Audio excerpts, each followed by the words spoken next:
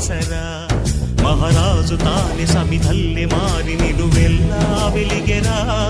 భోగాన్ని విడిచి త్యాగాన్ని వలచి తాపసిగా నిలిచెరా